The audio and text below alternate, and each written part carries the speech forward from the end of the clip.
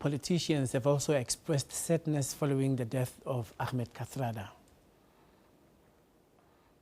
He was in prison for 26 years and he was only free for 27 years. And for this, we see a person's life which was just dedicated to making sure that our people are free, making sure that we have this democracy. And he is one of those who, out of sheer total commitment, selfless commitment, gave his life to the freedom of our people.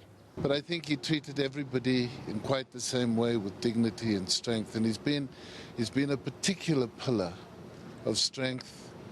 Some of the stories that he's been able to recount through life, just sitting and sharing information, sharing values very importantly, and that I think is a big struggle for us.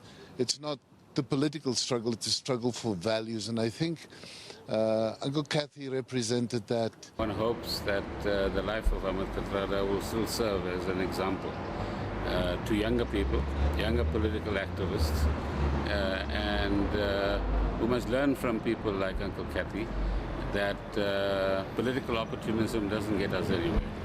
And we need more and more people who are politically involved, but who understand the meaning of integrity, lifelong service to our people, and standing by principle.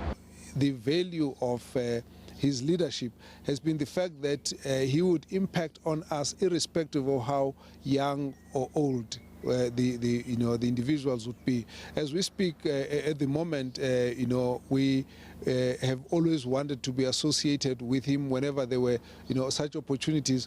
But when you sat with him, and he takes you through some of the experiences, and he takes you through some of the understanding of what's been involved in the struggle, there's always something to learn from him. And therefore, the fact that we have had him surviving this long has continued to be useful, because even though he was no longer in active politics, but through his foundations, it will always be a pleasure to listen to him addressing.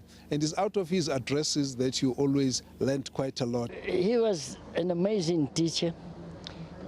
He was very disciplined, and he always made sure that we were disciplined.